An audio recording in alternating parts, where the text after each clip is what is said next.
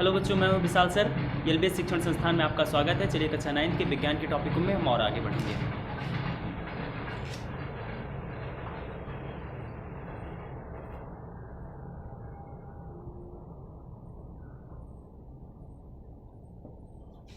चलिए देखिए इससे पहले जो हमने टॉपिक पढ़ा था या पढ़ रहे थे वो टॉपिक आपके रसायन विज्ञान के भाग थे। तो रसायन विज्ञान के भाग में हमको पहला ठोस पढ़ना था, मतलब जो ठोस द्रव गैस हैं इनके विषय में पढ़ना था, मतलब पदार्थ क्या है इनके विषय में पढ़ना था। फिर दूसरा जो चैप्टर था शुद्ध अशुद्ध पदार्थों के लिए था। एंड तीसरा जो चैप्टर था हमारा ये आपके केवल अणु के लिए था, परमाणु के लिए था। और चौथा जो चैप्टर था ये परमाणु की संरचना के लिए था। तो ये 4 चैप्टर जो थे हमारे ये रसायन विज्ञान के भाग थे। इसके बाद आपकी किताबों में बायोलॉजी का पार्ट दिया गया है, जीव विज्ञान का भाग दिया गया है। तो जीव विज्ञान के भाग को अभी होल्ड रखते हैं। अभी हम लोग चलिए फिजिक्स को कंटिन्यू करते हैं। फिजिक्स में हम आपका 8वां लेसन पढ़ेंगे आज।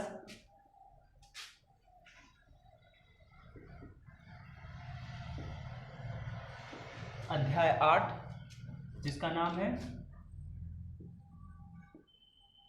गति कमा बल। ठीक, जो हमारा अगला लेसन है इस अगले लेसन का नाम है गति कमा बल। या आप ये जो बल है एक्चुअली ये यूनिट का नाम है। इसमें जो खाली अध्याय 8 है इसमें हम केवल और केवल मोशन के विषय में पढ़ेंगे, गति के विषय में पढ़ेंगे। और ये जो पूरा यूनिट है यूनिट गति और बल से मिलकर के बना है, बात समझ में। तो इसमें जो हम पढ़ेंगे ये खाली और खाली मोशन पढ़ेंगे, गति पढ़ेंगे कि गति क्या होती है, कैसे होती है, कितने रूपों में होती है। इन्हीं टॉपिकों पर हमें चर्चा करनी। तो चलिए समझते हैं हम पहले गति को लेकर के। और गति में जो हम पहला टॉपिक पढ़ेंगे, पहले टॉपिक का नाम हमारा सदिश तथा अदिश राशियां।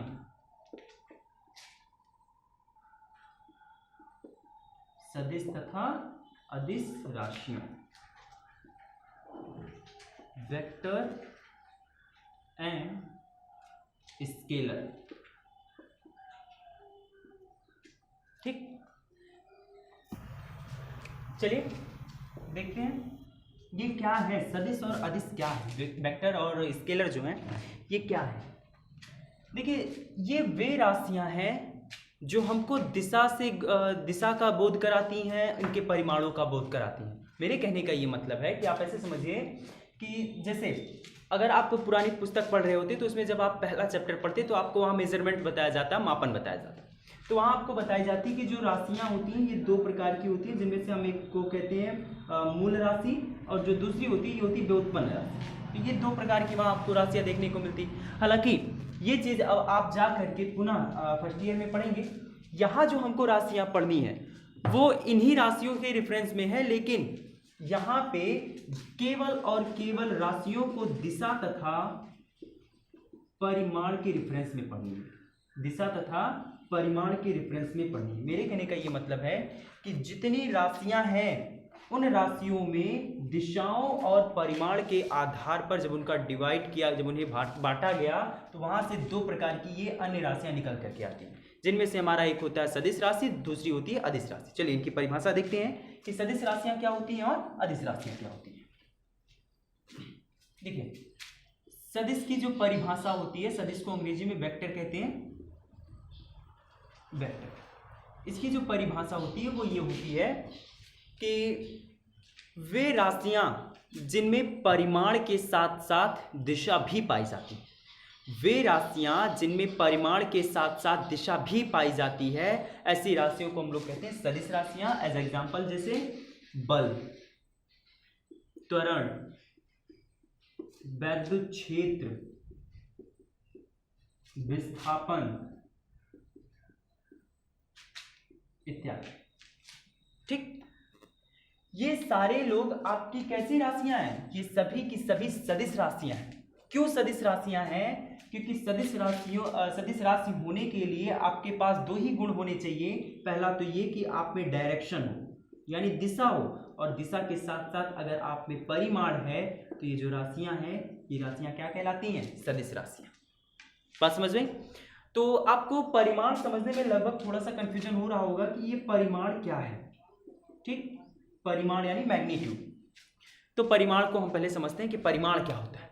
जैसे उदाहरण लें, अगर मान लीजिए आप कोई वस्तु है, उस वस्तु को तौल रहे हो, क्या कर रहे हो, तौल रहे हो। तो आपने उसे तौला, तो तौलने के बाद आपने देखा कि उस वस्तु का जो द्रव्यमान है, ये द्रव्यमान 5 किलोग्राम आया। आपने जब उसे तौला तो तौलने के बाद क्या मिला कि जो हमारा द्रव्यमान है, ये द्रव्यमान कितना है, 5 किलोग्राम का है। अब यहाँ ये जरा देखिए, यही जो 5 किलोग्राम मात्रा बता रहा है, इसी मात्रा को हम लोग परिमाण कहेंगे। द्रव्यमान का परिमाण कितना है, 5 किलोग्राम। बात समझ में, ठीक है। तो परिमाण का मतलब भौतिक राशियों की मात्राओं से है। जैसे अगर आप लंबाई माप रहे हैं, सपोज है कि आपने लंबाई मापा, लंबाई आपका 9 किलोमीटर मिला, तो ये जो 9 किलोमीटर है, इसी 9 किलोमीटर को हम लोग लंबाई का परिमाण कहेंगे। बात समझ में।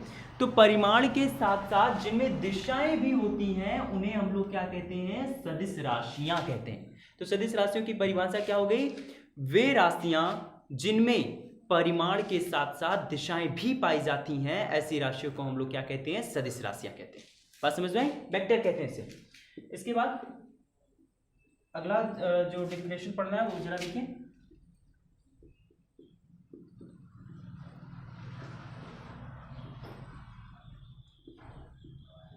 अदिश राशि, चलिए अदिश राशि को समझते हैं हम लोग कि अदिश राशियां क्या होती हैं। देखिए, वे राशियां जिनमें केवल परिमाण पाया जाता है, दिशा नहीं होती है। बात समझ में आई।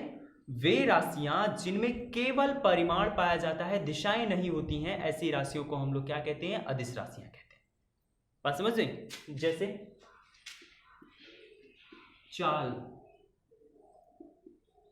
दूरी, इनमें केवल और केवल परिमाण होता है, दिशाएं नहीं होती, या दिशाओं के रेफरेंस में हम व्यक्त नहीं कर सकते। बात समझ में आई, ठीक। तो वे राशियां जिनमें केवल और केवल परिमाण होता है, दिशाएं नहीं होती हैं, ऐसी राशियों को हम लोग अदिश राशि कहते हैं, स्केलर कहते हैं। बात समझ में आई, ठीक। तो अदिश और सदिश क्या होता है, समझ में आया। वे राशियां जिनमें परिमाण के साथ साथ दिशाएं पाई जाती हैं, उन्हें हम लोग कहते हैं सदिश राशि। और वे राशियां जिनमें केवल परिमाण पाया जाता है, दिशा नहीं पाई जाती, ऐसी राशियों को हम लोग कहते हैं अदिश राशि। क्लियर, ठीक। अब इसके बाद देखिए आप लोग, हमारा जो अगला टॉपिक है, अगले टॉपिक का नाम हमारे सरल रेखीय गति। सरल रेखीय गति, ठीक। सरल रेखीय गति का मतलब क्या है, देखिए, एक सीधी लाइन में चलना जो है ये गति है, इसी को हम लोग कहेंगे सरल रेखीय गति। मेरे कहने का ये मतलब है कि आप कोई विशेष गति ना करिए, जैसे आप वृत्ताकार मार्ग में गति ना करिए। बात समझ में। इन्हें छोड़ करके जितनी भी गतियां होती हैं, सब सरल गतियां होती हैं। जैसे हम सड़कों पर चलते हैं तो ये सरल रेखीय गति हो गई। जैसे पटरी पर जो रेलगाड़ी दौड़ती है, ये सरल रेखीय गति हो गई। तो हम अब जो अगला टॉपिक पढ़ने वाले हैं, इस अगले टॉपिक का नाम है सरल रेखीय गति। और सरल रेखीय गति में जो हम पहला टॉपिक पढ़ेंगे, इसका नाम है दूरी तथा विस्थापन। दूरी तथा विस्थापन।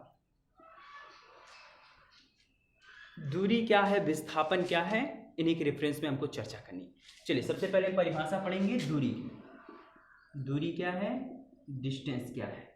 चलिए समझते हैं दूरी की परिभाषा। देखिए, किसी वस्तु के द्वारा, किसी व्यक्ति के द्वारा कुछ निश्चित समय अंतराल में तय किए गए पथ की लंबाई को दूरी कहते हैं। या किसी समय अंतराल में, आप निश्चित नहीं कहेंगे तभी बात सही है। किसी व्यक्ति के द्वारा, किसी वस्तु के द्वारा तय किए गए पथ की लंबाई को दूरी कहते हैं। और सीधी सी बात है भाई, पथ की जब आप लंबाई तय करेंगे तो उसमें कुछ ना कुछ समय लगेगा, ठीक। तो यही जो पथ की लंबाई उस वस्तु के द्वारा तय की गई है, उस व्यक्ति के द्वारा तय की गई है, इसी को हम लोग क्या कहते हैं, दूरी कहते हैं।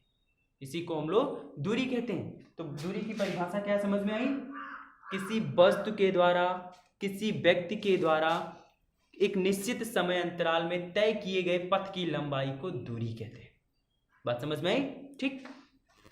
देखिए, विस्थापन किसे कहते हैं, किसी वस्तु के द्वारा, किसी व्यक्ति के द्वारा एक बिंदु से दूसरे बिंदु के बीच चली गई न्यूनतम दूरी को किसी वस्तु के द्वारा अथवा किसी व्यक्ति के द्वारा चली गई न्यूनतम दूरी, लेकिन ये न्यूनतम दूरी एक बिंदु से दूसरे बिंदु के बीच होनी चाहिए।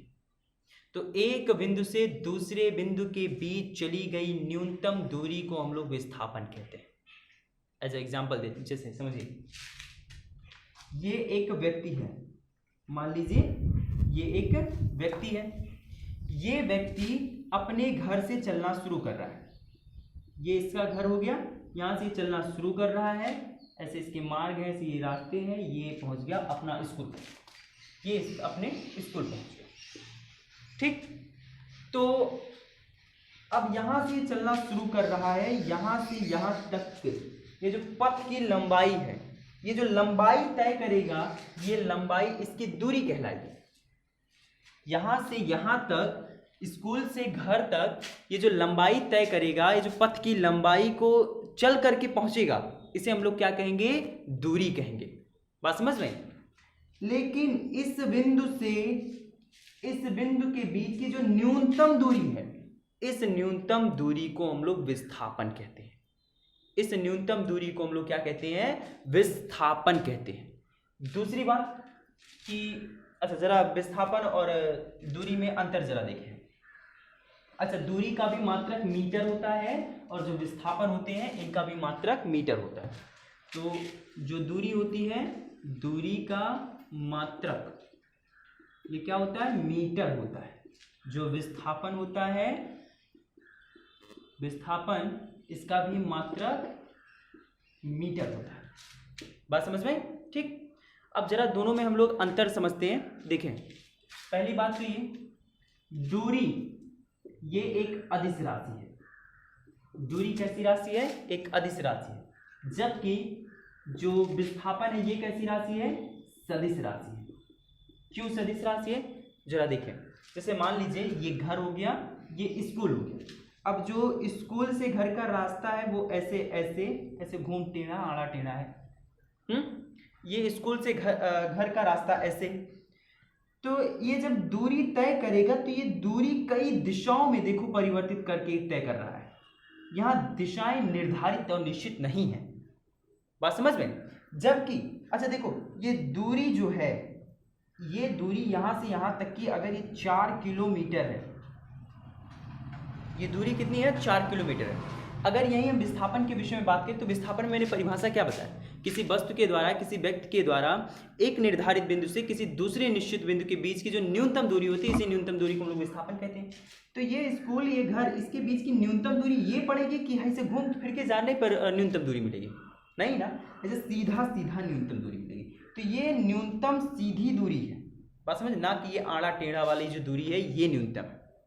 तो ये जो सीधी दूरी है, इसी सीधी न्यूनतम दूरी को हम लोग क्या कहेंगे? विस्थापन कहेंगे। अब यहाँ जरा देखो, ये दिशा एकदम निर्धारित है। अगर ये पूर्व है तो ये पश्चिम की दिशा में होगा, यानी स्कूल से घर की ये जो दूरी तय करेगा ये पूर्व से पश्चिम की दिशा में तय करेगा। बात समझ में? तो आप यहाँ देख पा रहे हैं कि यहाँ दिशाओं के साथ साथ परिमाण भी है। अगर 4 किलोमीटर है तो यहाँ से मान लीजिए ये 1.5 किलोमीटर है। ठीक, तो ये जो यही न्यूनतम दूरी है, ये न्यूनतम दूरी आपकी क्या कहलाएगी? विस्थापन कहलाएगी। ठीक, जबकि किसी वस्तु के द्वारा, किसी व्यक्ति के द्वारा पथ की लंबाई किसी भी दिशा में चली जाए खाली, तो वो ये जो होती है ये दूरी कहलाती है। जबकि जो विस्थापन होता है एक निश्चित बिंदु से दूसरी निश्चित बिंदु के बीच की न्यूनतम दूरी होती है। अगले इनमें अंतर से जरा समझे हम। तो अगला जो अंतर होता है वो ये है कि जो विस्थापन होते हैं, विस्थापन का मात्रक देखिए, तो दूरी का मात्रक मीटर होता है, विस्थापन का मात्रक भी मीटर होता है। दूरी जो होती है अदिश राशि होती है, विस्थापन जो है सदिश राशि है। क्यों है? क्योंकि अभी मैंने बताया कि दूरी में जो है दिशा नहीं पाई जाती है, केवल परिमाण पाया जाता है, लंबाई पाई जाती है। ठीक, जबकि जो विस्थापन है, विस्थापन में दूरी के साथ साथ दिशाओं का भी जिक्र किया जाता है। अब इसके बाद अगला इनमें जरा अंतर देखिए, जो दूरी होती है ये कभी भी शून्य नहीं हो सकती। जो दूरी है ये कभी भी शून्य नहीं हो सकती, जबकि विस्थापन शून्य हो सकते हैं। विस्थापन शून्य हो सकते हैं। कैसे हो सकते हैं? देखो जरा, मान लो यहाँ से एक व्यक्ति चलना शुरू कर रहा है, यहाँ से चल करके यहाँ पहुँच गया, जहाँ से चलना शुरू किया था वहीं पहुँच गया, और यहाँ से यहाँ तक चलने में व्यक्ति ने 1 किलोमीटर की पथ की लंबाई धारण की, तो 1 किलोमीटर इस व्यक्ति की दूरी हो गई। और अब यहीं अगर विस्थापन निकालना है तो विस्थापन में मैंने क्या बताया था कि दो बिंदुओं के बीच की दूरी को हम लोग विस्थापन कहते हैं। तो यहाँ जरा देखो, यहीं से चलना शुरू कर रहा है और यहीं आकर के पहुंच जा रहा है, तो यानी एक ही, दोनों बिंदुएं तो एक ही पर हो गई ना। तो जब दो बिंदुएं एक ही पर हो जाती है तो इन्हें हम लोग संपाती बिंदु कहते हैं। ठीक, तो यहाँ पे ये जो कंडीशन है संपाती हो गया, यानी कि विस्थापन इस बार शून्य हो गया। यही देखो, ये दूरी 1 किलोमीटर रहेगी, लेकिन यहीं पे अगर हम विस्थापन निकालेंगे तो विस्थापन शून्य हो जाएगा। बात समझ में आई? ठीक है, तो विस्थापन क्या होते हैं? किसी वस्तु के द्वारा, किसी व्यक्ति के द्वारा तय की गई पथ की लंबाई को हम लोग क्या कहते हैं? विस्थापन कहते हैं। ठीक, और चलिए, एक निश्चित बिंदु से दूसरे निश्चित बिंदु के बीच की जो न्यूनतम दूरी होती है, इस न्यूनतम दूरी को हम लोग क्या कहते हैं? विस्थापन कहते हैं। जबकि जो दूरी होती है इसे किसे कहते हैं? देखिए, किसी वस्तु के द्वारा, किसी व्यक्ति के द्वारा चली गई पथ की लंबाई को हम लोग क्या कहते हैं? दूरी कहते हैं। ठीक, तो आज के लिए बस इतना ही, शेष कल पढ़ते हैं।